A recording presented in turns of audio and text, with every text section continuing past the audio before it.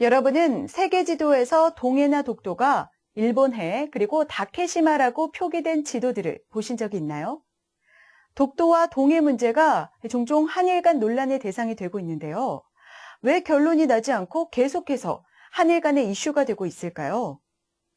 이번 시간에는 동해와 독도 문제의 본질적 이슈는 무엇이고 동해와 독도를 지키기 위해서는 어떻게 해야 하는지 알아보도록 하겠습니다. 글쎄, 거기에 대해서 별로 관심이 없어서요. 독도는 우리 땅이라고는 하는데 그 근거에 대해서는 잘 모르겠어요. 시민들의 인터뷰를 잘 보셨나요? 독도와 동해 문제에 대해서 시민들의 관심이 부족하다는 것을 알 수 있는데요. 그렇다면 오늘은 동해 문제와 독도 문제의 유사점과 상이점을 알아보고 동해 표기 문제에 대해 구체적으로 살펴보도록 하겠습니다. 그리고 왜 독도가 역사적으로나 국제법적으로 우리 영토인지 살펴보고 독도를 지켜나가기 위해서 어떻게 해야 하는지 그 방법에 대해 알아보도록 하겠습니다. 선생님, 독도와 동해가 왜 한일 간의 이슈가 되고 있나요? 안녕하세요. 국제표기명칭대사 장동희입니다. 국제표기명칭대사 타이틀이 좀 생소하죠. 저는 직업 외교관으로서 지금 현재 외교통상부 본부대사로 있으면서 동북아 역사재단에 파견 나와 있습니다. 동북아 역사재단에서 국제표기명칭대사라는 타이틀을 갖고서 활동하고 있는데 국제표기명칭대사가 뭘 하는 자리냐 하면은 바로 우리나라의 그 동해가 일본해로 표기되는 것을 막고 우리 독도가 다케시마로 표기되는 것을 막는 그러한 일을 지금 하고 있습니다. 저는 그동안에 주 오스트리아 대사관에서 참사관을 했고 주 벨기에 및 구주연합 대표부 공사를 거쳐서 주 제네바 대표부 차석 대사를 지냈습니다. 그리고 가장 최근에는 주 리비아 대사를 역임했고요. 오늘은 여러분하고 같이 이 독도와 동해 문제가 왜 종종 한일 간의 이슈가 되는지 이 문제를 갖고서 여러분들하고 같이 이야기를 좀 나눠볼까 합니다. 일단 그 동해 표기 문제와 독도 문제에 있어서 유사점은 무엇이고 또 차이점은 무엇인지 한번 살펴보도록 하겠습니다. 첫 번째 유사점으로서는 이 동해 표기 문제와 독도 문제는 둘 다 한일 간 문제로서 일본의 식민 지배와 밀접한 관련이 있다는 것입니다. 우선 독도 문제를 볼 것 같으면은 독도는 일본이 1905년에 시마네현 고시를 통해서 시마네현 땅으로 편입 조치를 취합니다. 이 1905년이 어떤 해이냐? 일본은 1904년에 한국을 압박해서 한일협약과 한일어정서를 체결하죠. 이 한일협약과 한일어정서 체결을 통해서 한국의 정치, 경제, 군사, 외교 모든 분야에 일일이 간섭을 하게 됩니다. 그 다음에 1905년에는 을사늑약을 체결해서 한국의 외교권을 박탈하죠. 바로 이 한국의 외교권을 박탈하는 이 1905년에 일본이 독도를 일본 땅으로 편입시킨 것입니다. 말하자면 일본은 1910년 한일 합방에 앞서서 첫 번째 식민 지배의 희생물로서 독도를 삼은 거죠. 독도를 일본 식민 지배의 최초 희생물로 삼았다는 것입니다. 다음에 동해 표기 문제는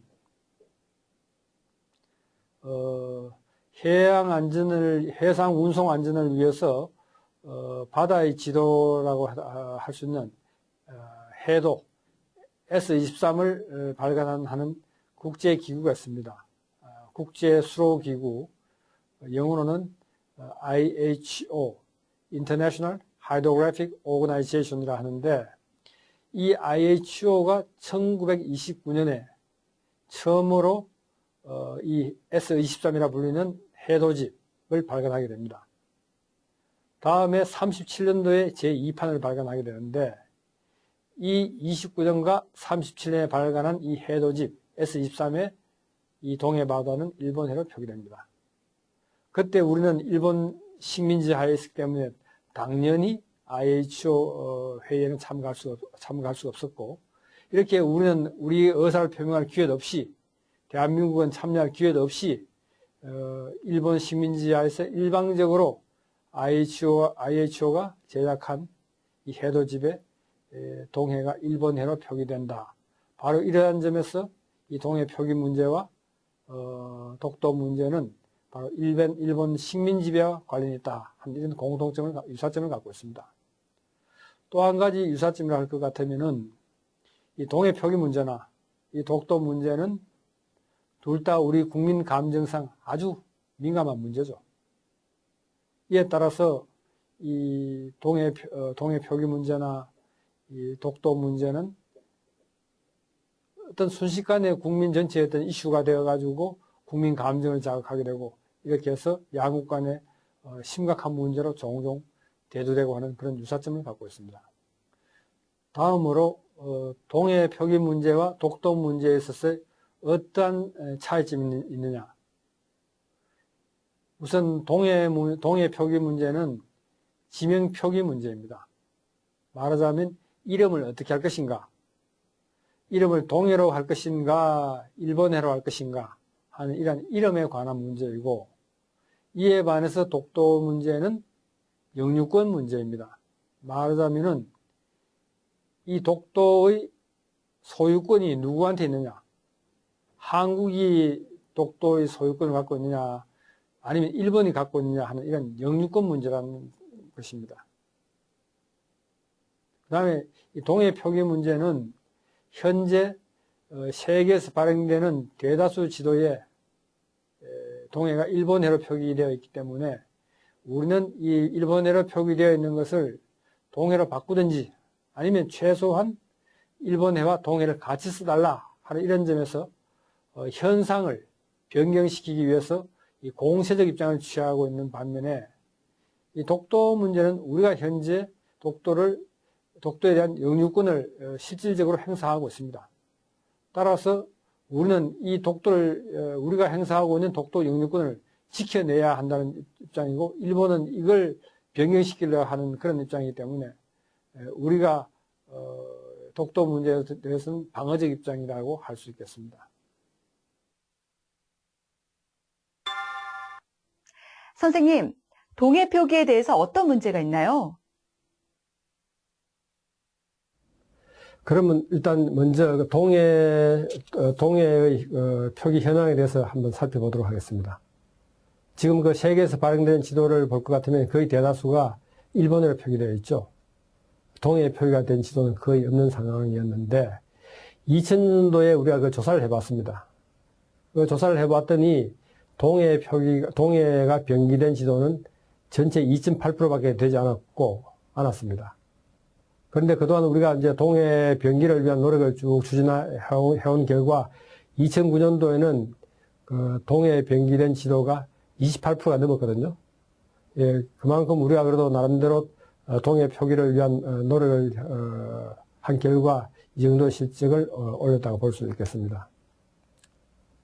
그럼 이제 동해 표기 관련해서 얼마 전에 참 언론에서도 좀 이슈가 된 적이 있었습니다만, 그럼 동해로 할 것인가 아니면 한국해로 해야 되는 거 아니냐 하는 이런 이야기가 제기됐습니다.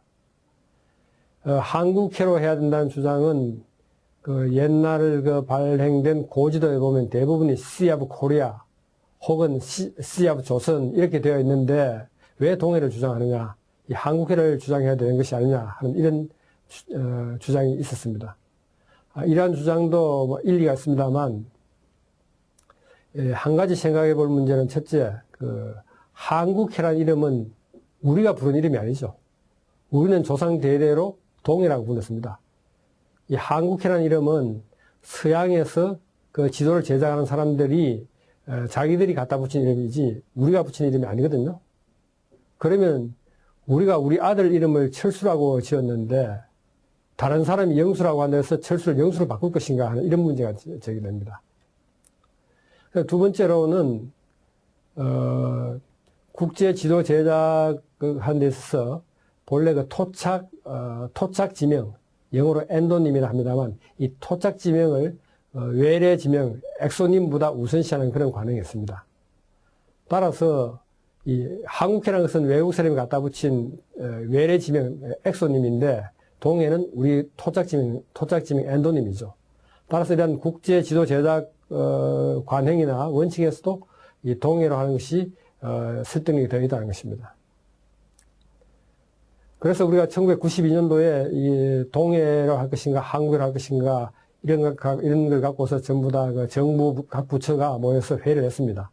그 회의 결과 이런 국민 정서와 국제 지도 제작 관행 그리고 우리의 그 엔도님 우선 한다는 그런 지도 제작 관행 이런 걸 종합적으로 고려해서 동해로 하기로 결정을 내렸습니다.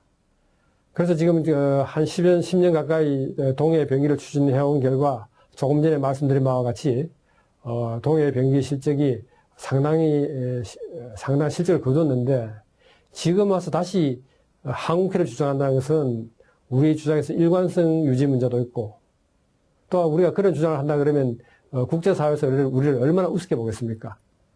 그런 점에서 우리가 이제 동해를 계속 하게 됐다는 것을 여러분들이 이해하시면 좋겠습니다. 다음으로 이제 동해를 단독 표기해야 된다 하는 주장이 있습니다. 이 동해 단독 표기를 주장하는 것은 우리 바다 이름이 동해인데 왜 일본해하고 병기를 하느냐 하는 이런 주장입니다. 물론 동해를 단독 표기한다면 우리 국민 정서상은 가장 부합하는 것이 되겠죠. 하지만 우리가 국제사회에서 어떤 주장을 할 때는 합리성과 타당성 그리고 어떤 실현 가능성을 함께 고려해야 될 것입니다. 지금 국제사회에서 일본해라는 이름이 100년 가까이 사용되어 온 것이 한 현실인데 그 경위가 어찌됐든 간에 하나의 현실인데 어느 날 갑자기 그 일본어를 전부 다 동해로 바꾸라 하는 것이 설득력이 있겠습니까?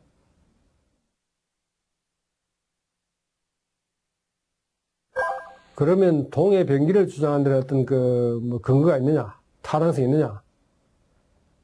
우리가 동해 병기를 주장하는 데는 첫째 역사적 근거가 있고 국제 지도 제작 원칙 및 관행이 있고 그 다음에 이와 관련된 국제 수로기구 IHO 그리고 UN 지명 표준화 회의 UNCS 지연 결의가 있습니다.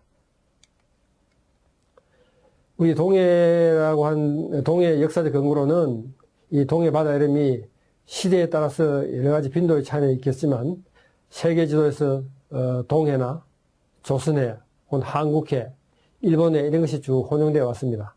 이렇게 혼용되어 왔는데 그 중에서도 동해라는 호칭은 우리 조상 대대로 2000년 이상 사용되어 오던 이름입니다. 이 동해라는 이름은 삼국사기나 삼국사기 동명왕편이나 그리고 지금 화면에 보이는 그 광개토 대왕비 여기서 동해라는 명칭이 이미 사용된 것이 나옵니다. 다음으로 국제 지도 제작 원칙 및 관행이 있습니다. 이 원칙에 따르면은 일단 지명에 대한 어떤 분쟁이 있을 경우는 관련된 나라들끼리 협의를 하고 협의를 해서 어떤 명칭에 단일한 명칭의 합의를 보면은 그 합의된 명칭으로 표기하고 그 합의를 보지 못하면 병기토록 한다는 것입니다. 그리고 이와 관련된 이제 국제 수로기구의 결의가 있습니다. 결의 A426인데 그게 뭐냐면 두 나라 이상이 어떤 지형을 공유하고 있을 때 그 경우에 두 나라는 단일 이름에 합의하도록 노력하고 그 공통된 이름에 합의하지 못하면은 두 이름을 같이 사용하도록 한다 하는 그런 국제 수로기구의 결의가 있습니다. 그 다음으로는 그 UN 지명 표준화 회의에서도 유사한 결의를 채택하겠습니다. 여기서도 보면은 특정 지형을 공유하는 나라들끼리 어떤 공통된 이름에 합의하지 못하면은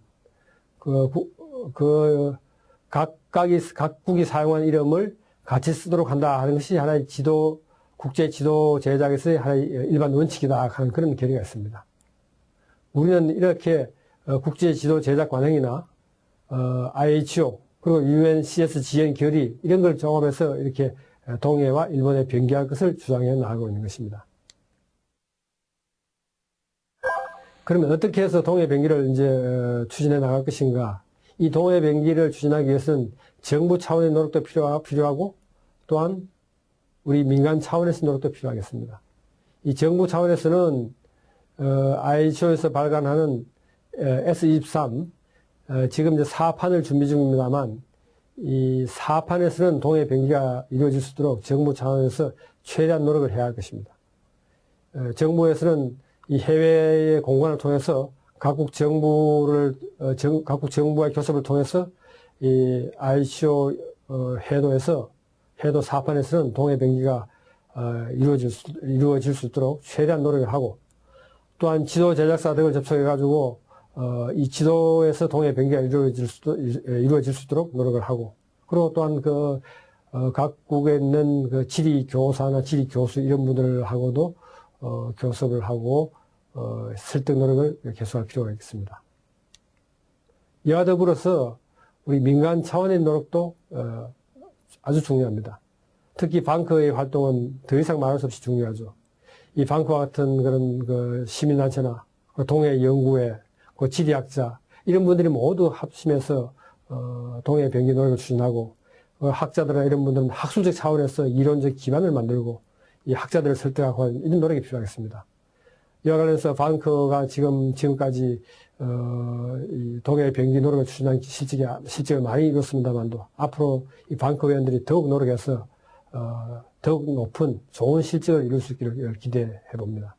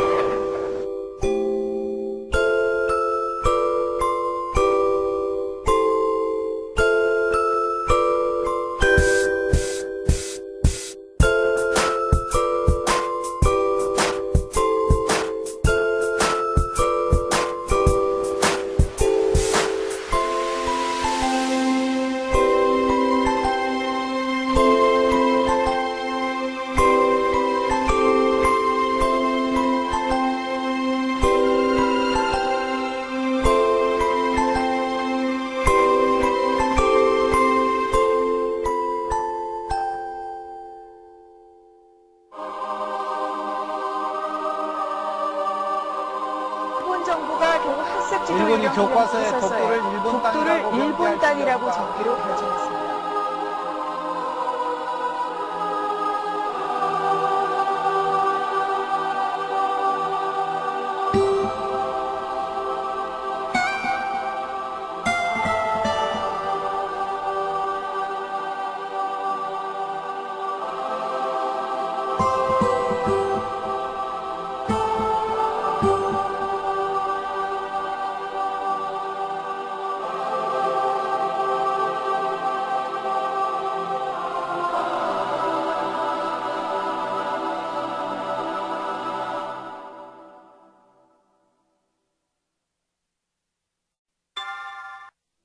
선생님, 독도를 지키기 위해서 어떻게 해야 하나요? 우선 독도 문제를 살펴보기 전에 독도에 대한 지리적인 인식을 한번 보도록 하겠습니다. 일단 독도 위치에 대해서 보자면은 독도는 울릉도에서 87.4km 떨어져 있고 일본의 오키 군도에서는 154km 떨어져 있습니다. 말하자면 울릉도에서 독도까지의 거리가 독도에서 일본의 오기군도까지 거리의 절반밖에 안 되는, 따라서 우리 울릉도에 독도가 훨씬 더 위치적으로 가까이 있다는 것이죠. 말하자면 지리적 위치가 일본보다는 우리 땅이 훨씬 더 가까이 있다 하는 이런 점을 지적할 수 있겠고, 이와 관련해서 우리 세종실록 지리지에 볼 것 같으면은 이러한 표현이 있습니다. 우산, 무릉 두 섬은 서로 멀리 떨어져 있지 않아 풍일이 청명하면 서로 바라볼 수 있다. 말하자면은 날씨가 맑으면은 울릉도에서 독도를 바라볼 수 있다는 이야기입니다. 이 말은 또 중요한 의미가 있는데, 과거 우리가 세종실록 지리지를 작성한 그 당시 시점에서 보자면은, 그 당시에는 어떤 지리적 위치를 현재와 같이 동경 몇 도, 북위 몇 도 이러한 좌표로 표시할 수가 없었죠. 그냥 여기서 바라보고 저까지 바라보는 것이 내 땅이다 한 이런 시대였기 때문에, 그 당시 우리 조상들은 울릉도에서 독도를 바라보면서 저기 저까지가 우리 땅이지 하는 그런 인식을 갖고 있었다고 볼 수 있는 것입니다.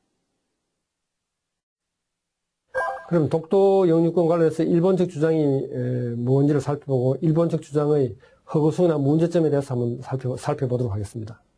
첫째, 일본에서는 한국 사료에 등장하는 우산도는 독도가 아니다, 이렇게 주장합니다. 두 번째는 일본은 이미 17세기 중엽에 독도 영유권을 확립했다, 이렇게 주장합니다. 또한 1905년도에는 시마네현 고시를 통해서 일본 영토로 편입했다. 그리고 전후 2차 대전 후 일본과 연합국하고 체결한 샌프란시스코 협정을 통해서 독도가 일본 영토라는 것을 확인받았다. 그리고 지금 현재 한국이 일본 독도를 점유하고서 있는데, 이 한일 간 분쟁은 국제사법재판소에 가서 해결하는 것이 좋겠다, 이런 주장을 하고 있습니다. 우선 일본이 주장하는 한국 사료에 등장하는 우산도는 울릉도의 다른 이름이거나 혹은 존재하지 않는 가상의 섬이다, 이렇게 일본은 주장합니다. 그리고 일본이 이렇게 주장하는 근거로서 종종 언급하는 것이 우리 신정 동국 여지 성남에 거기에 주석 풋노트에서 이런 표현이 있습니다. 일설에 의하면 우산과 울릉은 원래 한 섬이라고 한다 하는 이런 표현이 있습니다. 일본은 이 신정 동국 여지 성남의 이 풋노트 주기를 들어서 자기들 주장의 근거로 종종 원용을 합니다. 다음으로 일본 또 무슨 이야기를 하냐면은 울릉도에서는 독도가 보이지 않는다는 것입니다. 세종실록 지리지에서는 풍일이 청명하는 수로 보인다, 이렇게 이야기했는데, 일본은 울릉도에서는 독도가 보이지 않기 때문에 이 우산도라는 것은 독도가 아니고 딴 섬이거나 아니면 존재하지 않는 섬이다, 이렇게 이야기하는 것입니다. 이러한 일본 측이 이러한 주장을 뒷받침하기 위해서 가와카미 겐조라는 사람은 어떤 수식까지 만들어서 제시했습니다. 이 수식은 해상에서의 가시거리는 2.09 곱하기 괄호 루트 157 플러스 루트 4 이렇게 해서 가시거리는 30.305 해리밖에 안 되는데, 독도와 울릉도의 거리는 47해리이기 때문에 울릉도에서 독도를 볼 수 없다, 이런 이야기입니다. 여기서 가와카미 겐조가 사용한 157이라는 숫자는 독도의 높이고, 루트 4에서 4는 눈의 높이입니다. 사람이 배 위에 올라갔다고 생각했을 경우에 배 높이 2m, 사람 키 2m 이렇게 해서 4를 도입해서 루트 4 이렇게 해서 계산한 것이 30해리인데, 이 30해리가 바다에서의 가시거리라는 것이죠. 그럼 이러한 일본 주장에 대해서 무엇이 잘못된지를 한번 살펴보겠습니다. 우선 우리 역사서인 고려사 지리지나 만기요람, 그리고 동국 문헌비고, 그리고 신정 동국 여지성남, 정보 문헌비고, 여기 보면 전부 다 우리의 독도의 옛 지명인 우산도를 계속 사용하고 있습니다. 이렇게 계속 사용하고 이름을 없다고 한다면서 없다고 하니 참 이해하기 힘든 이야기죠. 그 다음에 또 중요한 것은 이 만기요람하고 동국 문헌 비고를 보면은 거기에는 이런 표현이 있습니다. 울릉도와 우산도는 모두 우산국의 땅이며 우산도는 일본인들이 말하는 마스시마, 송도, 마스시마다. 일본 사람들이 지금은 독도를 다케시마라 그러는데 옛날에는 독도를 마스시마라고 다케시마는 울릉도를 가리켰습니다. 그래서 말하자면 여기서 우리 옛날 그 만기요람이나 동국 문헌비고에서는 바로 이 우산도가 일본 사람들이 말하는 마스시마라고 이렇게 분명히 이야기하고 있습니다. 그리고 가가미 겐조가 제시한 그 수식대로 수식을 보자 그러면은 가가미 겐조가 첫째 이야기한 눈의 높이가 4m라고 해서 말이 안 되죠.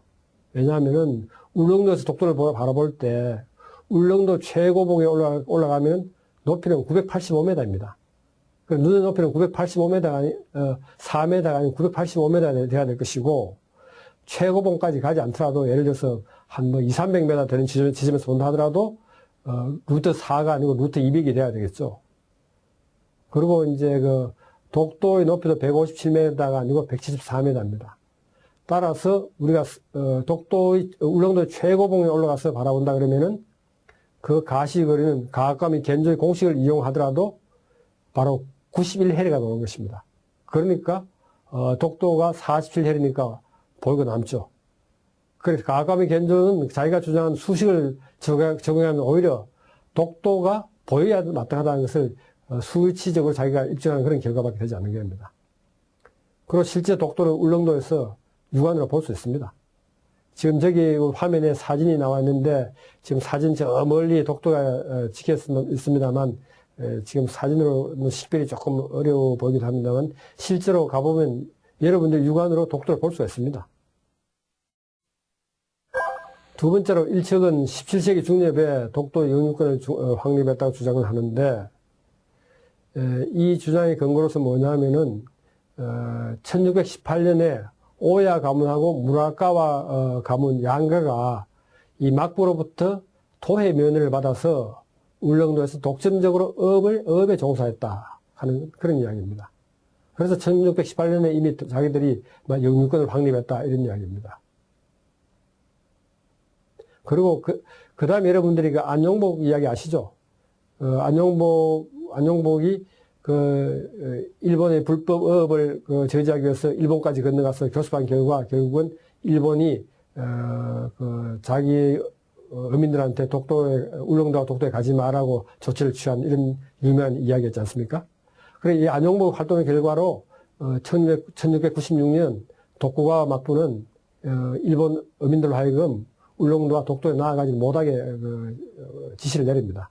그런데 일본에서 뭐라 그러냐면은 1696년도에 독고가 막부가 울릉도를 조선의 영토로 인정키로 결정하고 울릉도에 건너가는 것을 막았지만도 독도에 건너가는 것은 막지 않았다. 이렇게 이야기를 합니다. 그런데 여러분 한번 생각해 보십시오. 도해 면허를 줘서 일본 어선이 울릉도나 독도에 가서 조업을 하도록 허가를 했는데 자기 나라 땅의 땅인 것 같으면 왜 그런 허가가 필요하겠습니까? 결국 이 도해 면허라는 것은 요새 우리가 보는 일종의 여권 비슷한 개념으로서 외국으로 나가는 것을 허락하는 문서라고 보는 것이 타당하지. 이 자기 국내 같으면 이런 문서가 필요 없지 않겠습니까? 결국은 이 도해 면허를 주어서 어업을 허락했다는 것은 결국 울릉도와 독도를 외국으로 인식했다는 증거겠지요. 그리고 이 아까 두 가문들이 상호간에 교신한 그 서찰에 보면은 이런 표현이 있습니다.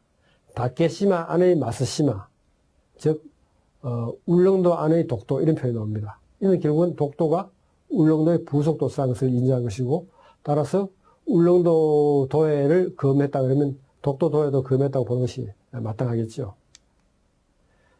다음으로 일본 측이 주장하는 문제점을 아주 참 분명히 지적하는 게 하나 있습니다.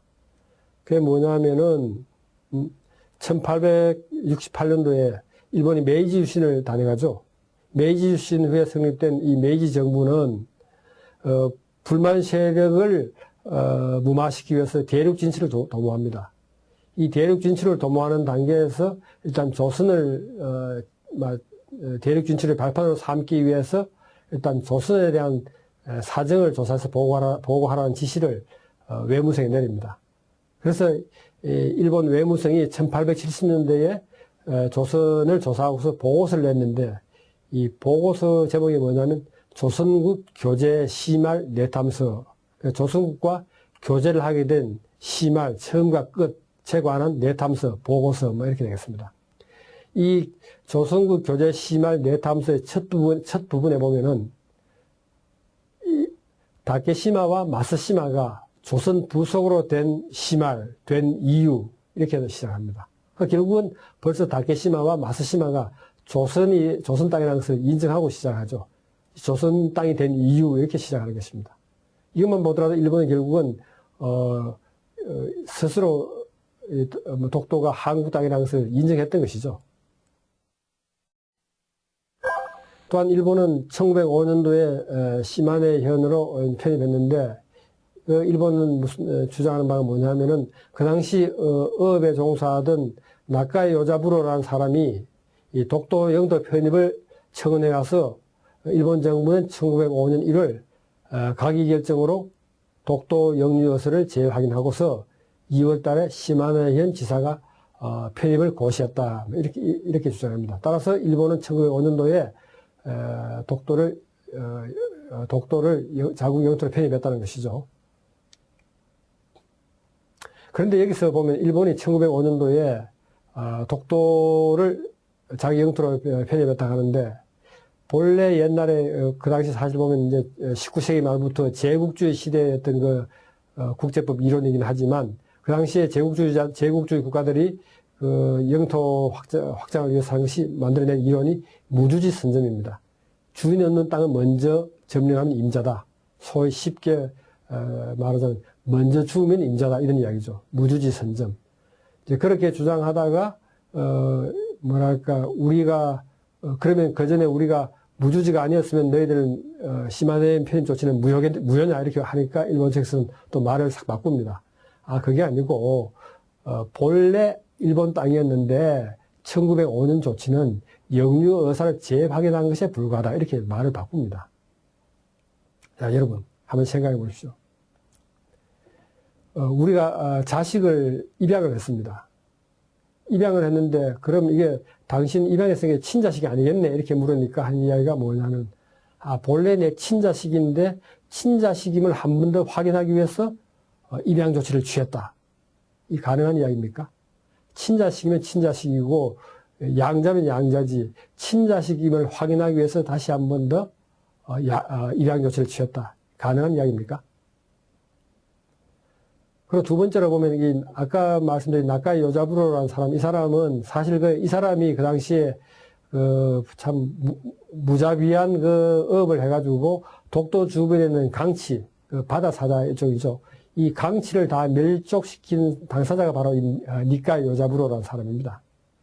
이 니카이 요자부로는 사실 그 당시에 독도가 한국 땅이라는 것을 이미 알고 있었어요. 그래가지고 한국에다가 임대 청원서를 빌려달라고 임대 청원서를 제출하려고 일본 관청을 접촉했더니만도 일본 그 관청에서는 그러지 말고 차라리 영토 편입 청원서로 바꾸라. 영토 편입 청원서를 제출하라 이렇게 이제 사주를 합니다. 그에 따라서 이 니카이 요자부로는 한국에 임대 청원서를 제출하는 대신에 일본에다가 영토 편입 청원서를 제출하게 되는 거죠. 다음으로 일척 주장의 허구성을 입증할 수 있는 결정적인 문서가 있습니다. 바로 1900년도 대한제국이 발표한 칙령 제41호입니다. 이 칙령 41호는 대한제국은 독도를 울릉군 관할구역으로 규정하고 있습니다. 즉 울릉군청의 관할구역으로서 울릉전도와 죽도 및 석도 이렇게 규정해서 이 독도가 한국 땅임을 분명히 하고 있습니다. 여기서 석도란 것은 그 당시에 돌섬을 결국 석도로 표시한 것입니다. 지금 이제 우리 독도라는 이름도 사실 보면 그 당시에 울릉도에 사는 사람들이 도를 독이라고 그랬거든요. 그래. 지금도 울릉도뿐만 아니고 경상도와 전라도 일부 지역에서는 도를 독이라고 부르고 있습니다. 그래서 독섬하는 것이 요새 이제 음을 따서 독도가 되었고, 그 당시 우리 대한제국 칙령에서는 그 뜻을 따라서 한자로 표명하니까 석도가 되었죠. 그래서 여기서 이제 석도를 울릉도 관할구역에 규정하고 있습니다.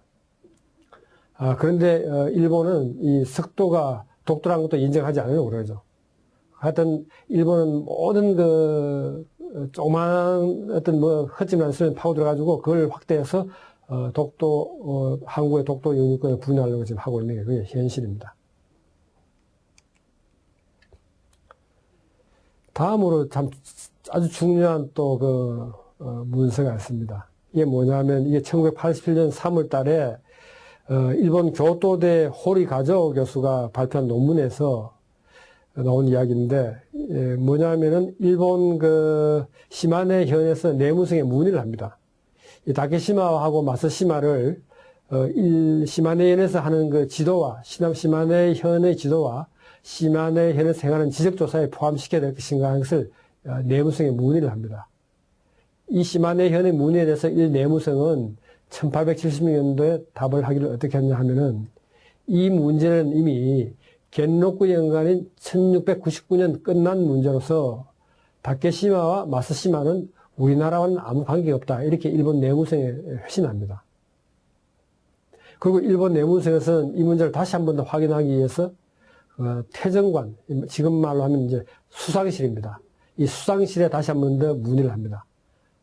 이 관계를 문의를 하니까 이 수상실에서는 이제 태정관에서는 답하기를 푸미한 취지의 다케시마 외 일도의 건에 대하여 본방은 관계가 없다는 것을 심득할 것. 결국 이 다케시마하고 마쓰시마는 우리 일본하고는 아무 관계가 없다는 것을 명심할 것. 이렇게 문서를 내립니다. 이렇게 해서 일본은 사실 일본 내무성하고 그리고 최고위 관청인 태정관에서 자기네 땅이 아니라 이렇게 한 문서가 이미 발견된 것입니다.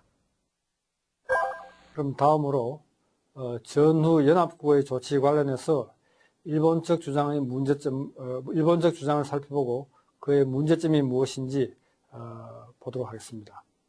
우선 일본은 샌프란시스코 평화조약에서 일본이 반환해야 될 대상 지역으로서 제주도, 거문도 및 울릉도를 포함한 조선으로 규정함으로써 독도가 한국에 반환되어야 할 대상에서 제외되었다는 것입니다.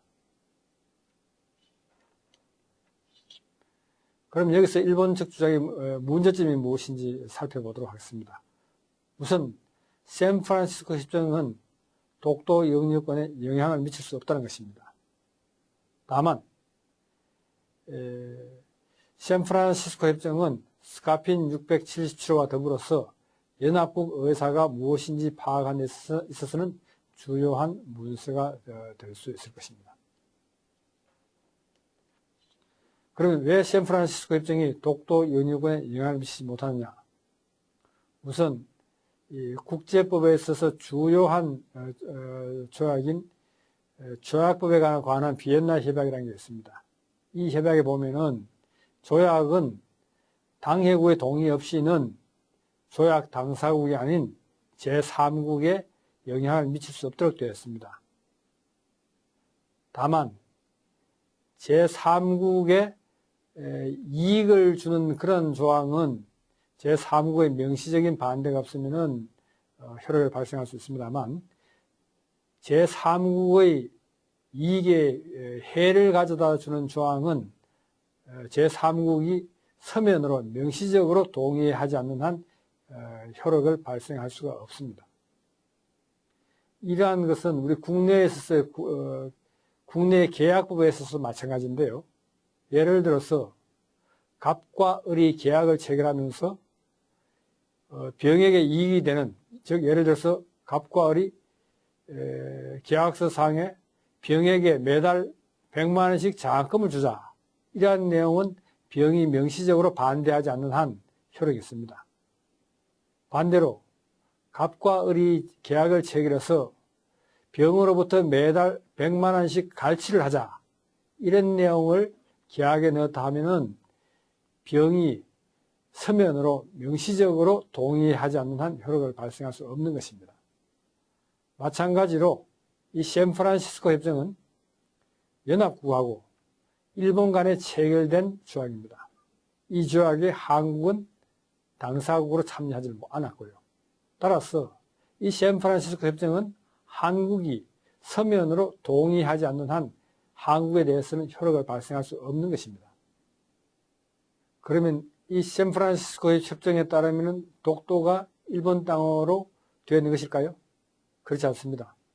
이 샌프란시스코 협정은 이 협정을 제대로 해석해 보면 독도가 한국 땅이라는 것이 더 명확해집니다. 우선 이 샌프란시스코 협정은 그 앞에 연합국이 일본 점령 당시에 발한 연합국 최고사령부 지령 677호와 더불어서 해석을 해볼 필요가 있습니다. 이 연합국 최고사령부 지령 677호는 약칭으로 스카핀 677호라 부릅니다만, 여기 사망을 볼 것 같으면은 여기 사망에서는 일본에서 제외되는 섬으로서 울릉도, 리앙꾸르 섬, 제주도를 명시하고 있습니다. 리앙꾸르 섬이라는 것이 독도죠.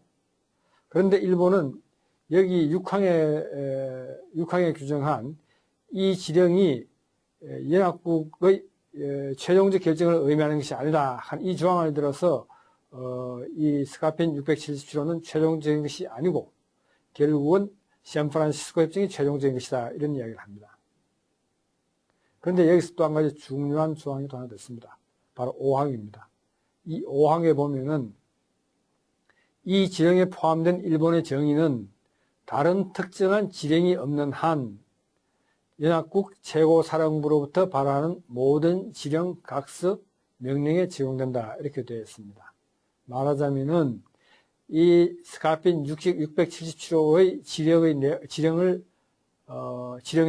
조항의 효력을 바꾸려 그러면은 다른 특정한 지령이 있어야 된다는 이야기죠. 다음으로 그러면 샌프란시스코 협정을 다시 한 번 더 살펴보도록 하겠습니다. 이 샌프란시스코 협정은 일본은 제주도, 금운도, 울릉도를 포함 한국에 대한 모든 권리를 포기 이렇게 되어 있어가지고 여기서는 일본이 포기해야 될 대상 지역으로서 독도가 누락되어 있는 것은 사실입니다. 그런데 여기 보면 이 샌프란시스코 협정은 그 19조 D항에 보면은 그 전에 발한 스카핀 연합국 사령부 지령의 효력을 인정한다는 또 조항이 들어갔습니다. 그 조항을 보면은 일본은 점령 기간 중에 점령 당국의 지령에 의하거나 또는 그 결과로서 행해진 모든 자위 또는 부자위의 효력을 승인하며 이와 같이 샌프란시스코 협정은 연합국 사령부의 지령의 효력을 인정하는 그런 조항을 두었습니다. 따라서 스카핀 677호의 효력도 인정한다는 것이죠. 그러면은 이 연합국의 의사를 확인하려면 결국은 이 스카핀 677호와 샌프란시스코 협정을 함께 놓고 이를 해석해 볼 필요가 있습니다. 이렇게 이 두 스카핀 677호와 샌프란시스코 협정을 함께 놓고 해석을 해보면은 결국 샌프란시스코 협정에서 독도를 일본령에 포함시킨다는 적극적 규정이 없는 한 스카핀 677호는 스카핀 677호에 따라 독도는 일본으로부터 한국에 반환될 땅으로 해석하는 것이 올바른 조약 해석 방법이라 할 수 있겠습니다. 왜냐하면은 스카핀 677호의 내용을 변경시키려면 샌프란시스코 협정에서 명시적으로 독도가 일본 땅이라고 규정을 했어야 되는 것입니다. 샌프란시스코 협정에서 독도를 명시적으로 일본 땅으로 규정하지 않는 한 스카핀 677호에 따라서 독도는 한국 땅으로 되어야 한다고 해석하는 것이 마땅한 조약 해석의 방법이라 생각합니다. 다음으로 일본은 국제사법 독도 문제를 둘러싸고서 한국하고 분쟁이 있으니까 이를 국제사법재판소에 회부해서 이를 해결하자. 이렇게 이야기합니다. 이런 주장을 합니다. 그래서 일본 54년 9월하고 62년 3월에 이를 제안했었지만 한국이 거부했다. 그러면서 지금 일본 외무성 웹사이트에 보면 이 국제사법재판소에 가서 이를 해결하자고 이렇게 주장을 하고 있습니다. 일본이 이런 주장을 한 데는 아주 중요한 그게 있습니다. 일본이 보면 수시로 독도 문제를 싸고서 한국을 도발해가지고 한국 사람들이 감정이 격해가지고 여러 가지 참 그에 대한 시위를 하거나 할 때 이런 걸 자꾸 격화시켜가지고 일본은 독도가 마치 분쟁 지역에 있는 것처럼 만들어가지고 그리고 분쟁이 심화되면 일본은 오늘 잘 됐다 그러면서 참 독도를 둘러싸고서 이런 분쟁이 있으니까 일본은 분쟁을 평화적으로 해결하기를 원하고 이 분쟁을 평화적으로 해결하는 것은 법정에 가는 것이니까 바로 법정에 가서 즉 국제사법재판소에 가서 해결하자 이런 주장입니다. 과거 보면 우리 정부가 뭐 조용한 외교를 한다고 이런 식으로 비판한 적이 있습니다만 사실 정부는 조용한 외교를 한 적은 없고 다만 불필요하게 이 독도가 분쟁 지역화되는 것은 일본이 말하는 뭐랄까 국제사법재판소로 끌고 가려고 하는 이러한 일본의 의도에 말려들 수가 있으니까 가능한 한 이렇게 극심한 분쟁 지역화되는 것은 방지하지 않다. 따라서 우리가 어떤 그 일본의 조그만 도발에 너무 격한 반응을 보내서 적합하지 않다. 이런 취지였지 정부가 조용한 외교를 한 적은 없습니다. 그런데 또 한 가지 일본이 그 국제사법재판소로 가자고 하는 주장에는 또 중요한 그 의도가 있습니다. 첫째 뭐냐 하면은 일본은 국제사법재판소에서 재판을 해서 저도 잃을 게 없죠. 말하자면 믿져봐야 본전인 게임입니다. 왜냐하면 현재 일본은 독도를 가지고 있지 않기 때문에 가서 이기면 엄청난 이익을 보는 것이고 지면 본전인 것입니다. 믿져봐야 본전인 것이고 우리는 잘해봐야 본전인 셈입니다. 이미 독도는 우리가 갖고 있는데 가서 이기면 본전이고 지면은 엄청난 손해를 입게 되는 것이죠. 그리고 말하자면 우리는 미치는 장사를 왜 하느냐 하는 것입니다. 속된 말로 표현해서. 우리가 어떤 게임을 하려면 양쪽 다 비슷한 수준의 어떤 걸 걸고서 해야지 우리는 모든 것을 그런데 일본은 아무것도 걸지 않고 하는 그런 게임 우리 할 필요가 없겠죠. 그리고 일본은 지금 그 중국하고는 조도, 일본말로 생각구 열도로 합니다만 조도를 둘러싸고서 영주권 분쟁이 있고 러시아하고는 남쿨 열도를 둘러싼 분쟁이 있습니다. 그런데 일본은 이 조도나 남쿨 열도를 갖고서는 ICJ에 가자는 이야기를 하지 않거든요. 왜 그런지 아십니까? 첫째, 일본은 ICJ에 그 판사가 있습니다만 우리나라는 없기 때문에 사실 그 문제는 우리가 이제 불리한 여건 중에 하나인데 이 중국이나 일본은 다 ICJ 판사가 있거든요. 그러니까 일본이 소위 그 자국 출신 판사가 있음으로 인해서 누리는 그런 이익을 중국이나 러시아한테서 누릴 수 없다 하는 그런 문제가 있고 또 조도 같으면은 일본이 지금 영유하고 있기 때문에 실효적 점유를 하고 있기 때문에 일본은 중국에 대해서 이겨도 본전인 게임밖에 안 되고 잘해봐야 본전인 게임이고 잘못하면 엄청난 손해를 입게 되는 바로 우리 독도 문제와는 반대된 입장이 셈입니다. 그러니까 일본은 이 조도나 남쿨 열도를 갖고서는 절대로 ICJ 가자는 얘기를 하지 않는 것입니다. 그러니까 일본이 정말 독도 문제를 갖고 ICJ 가고 싶으면은 조도하고 남쿨 열도를 ICJ 갖고 와서 그걸 거기서 해결하고 나서 독도 문제를 ICJ 갖고 가자고 하는 것이 이제 합리적인 주장이 될 수 있겠죠. 그러면 독도 문제를 해결하기 위해서는 앞으로 우리가 어떻게 해야 될 것인지를 한번 생각해 보도록 하겠습니다. 이 독도 문제에 관해서 사실 우리가 확실한 영토 주권을 행사하고 있는 땅이기 때문에 앞으로도 우리는 확실한 영토 주권을 행사하고 일본의 도발에 대해서는 단호하고 엄중한 대응을 해야 할 것입니다. 다만 일본이 이를 국제 분쟁화시켜서 국제사법재판소로 가자 하는 이런 주장에 말려들지 않기 위해서는 불필요한 자극을 통해서 분쟁 야기는 바람직하지 않고 또 일본의 어떤 그 약간의 도발적인 행위에 대해서 우리가 지나치게 과격하게 대응하는 것도 바람직하지 않다고 할 수 있겠습니다. 그리고 우리는 앞으로 우리 역사적으로나 지리적으로나 국제법적으로 우리 땅이라는 것을 강화할 수 있는 대응 논리를 더욱 강화하고 또한 이 독도 영유권에 대한 우리의 리지티미스에 관한 연구를 더 많이 해서 이러한 것을 국제 학술지에 기고하고 또한 외국의 저명 학자들로 하여금 이러한 독도 문제에 관한 논문도 쓰게 해서 이를 국제 학술지에 기고하고 하는 이런 대외 학술 활동을 강화함으로 인해 가지고 장기적으로 독도 영유권을 더욱더 공고히 해나갈 필요가 있다고 생각합니다. 이 독도 문제나 동해 문제는 하루아침에 해결될 수 있는 문제가 아닙니다. 따라서 이 문제에 관해서는 우리가 확실한 입장을 갖고서 필요할 때는 단호한 대응을 하지만도 또한 조그만 일에 일희일비하지 않고 장기적 안목을 갖고서 차분하게 대응해 나가야 할 필요가 있다고 생각합니다. 이를 위해서는 우리 반컵 회원 여러분들이 앞으로 더욱더 노력해 줄 필요가 있다고 생각하고 반컵 회원 여러분들의 많은 활동을 기대해 마지 않겠습니다. 감사합니다. 동해와 독도 문제에 대해 잘 학습하셨나요? 동해와 독도 문제는 지금도 계속 진행되고 있으며 앞으로도 계속해서 논의될 텐데요. 우리의 독도와 동해를 지키기 위해서는 일방적 주장만 하기보다는 우리 주장의 역사적, 법적 근거를 명확하게 제시할 수 있어야 할 것입니다. 여러분도 우리의 동해와 독도를 지키기 위해서 어떤 일들을 할 수 있는지 한번 생각해 보시기 바랍니다.